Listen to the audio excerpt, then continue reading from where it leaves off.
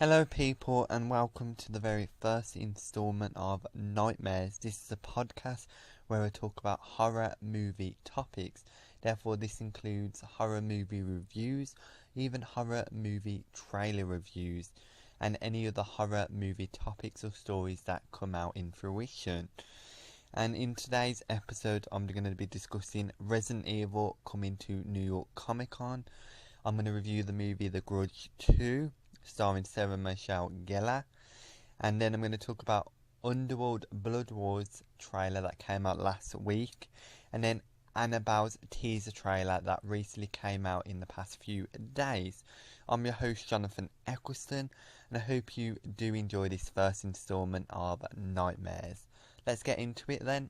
So Resident Evil was announced to be coming to New York Comic Con, which is a very unmajor Comic Con compared to San Diego Comic Con, but still some studios do decide to go there. Not a lot, but clearly Sony are going to take the opportunity to promote Resident Evil The Final Chapter, their upcoming Resident Evil movie, and it's supposed to be the final Resident Evil movie, because clearly if not many studios go to New York Comic Con, why they don't take advantage of that like Sony are doing to really get some noise and get some news for the Resident Evil franchise in the mix and really trending, so really people get that hype for the final Resident Evil movie and actually go and see it. So clearly this is a smart move on Sony's idea to do something like this, but also it'll be great to see many more stuff released at New York Comic Con for Resident Evil The Final Chapter, because I'm a fan of the Resident Evil movie franchise, even though I know a lot aren't. But still, it's really good to be excited for Resident Evil The Final Chapter. And it's really good that Sony are really going out their way to promote their final Resident Evil movie by going to a Comic Con like New York Comic Con, which isn't very main.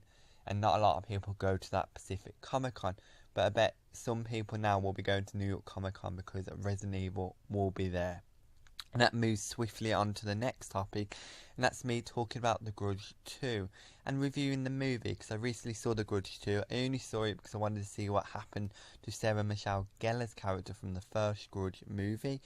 And The Grudge 2 was a big step down from the first Grudge, as the only good moments within The Grudge 2 I felt were when Sarah Michelle Gellar was on screen, and it was so sad to see her character die. I'm sorry if I'm spoiling it, but honestly The Grudge 2 came out years ago, so I'm sure many people have seen it.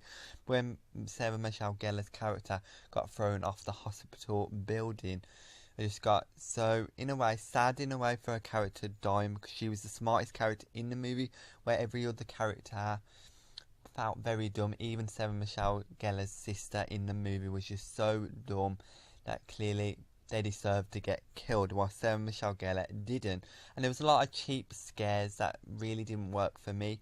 However, some moments did have my heart beating and have that thrilling factor I felt like the first Grudge, but not to the extent like the first Grudge movie had.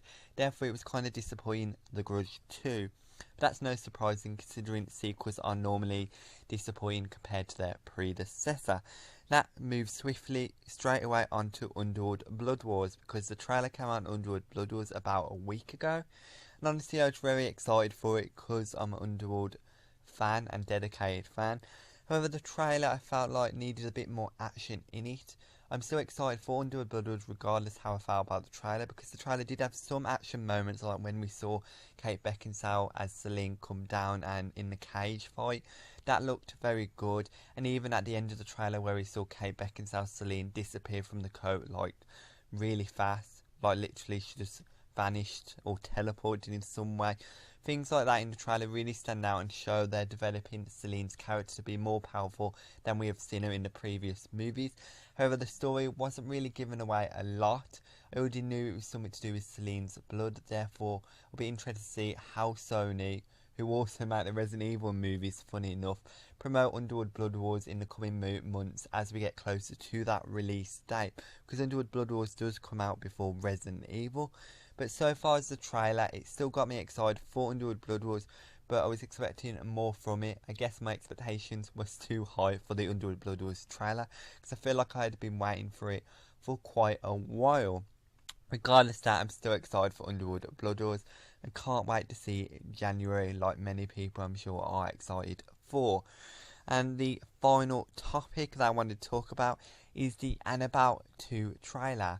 I recently just watched the trailer. This is the teaser trailer to Annabelle 2, so it didn't have a lot in it, and it was disappointing nonetheless, even though I was disappointed by the first Annabelle movie because it just wasn't scary and kind of very cheap looking, which horror movies are cheap looking. I understand that because they're made for cheap budgets, but Annabelle looked like a bad horror movie when I watched it.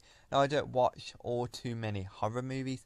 I like horror movies, therefore clearly Annabelle was a big disappointment when I did watch it and choose to watch it, where I feel like this Annabelle 2 teaser trailer was just really bring the feelings I felt when watching the Annabelle first movie. Disappointed because this teaser trailer for Annabelle 2 didn't really tease anything for me to get excited about for Annabelle 2, because I felt like sadly the movie's going to have those cheap horror tricks the first one had.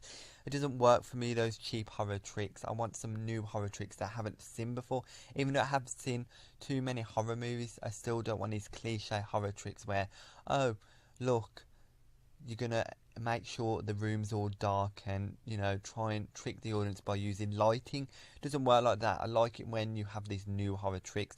So I'll wait and see if the teaser trailer represents Annabelle 2 in any way, and hopefully Annabelle 2 turns out a lot better than the first movie. Of course, I have more faith in Annabelle 2 considering James Wan's producer on it, and James Wan makes some great horror movies. I recently saw Lights Out, which is a James Wan produced movie, so clearly Annabelle 2 could turn out to be a good surprise, hopefully a lot better than the first movie. So that does it for this Nightmares installment and this Nightmares podcast, whatever you want to call it. So I'd love to hear your thoughts below on any of these topics and what you thought personally about my opinions on these topics, and if you agree or disagree with them. Also, be sure to click that subscribe button to support this channel, and even give this video a like regardless. So thank you for watching, and goodbye for now.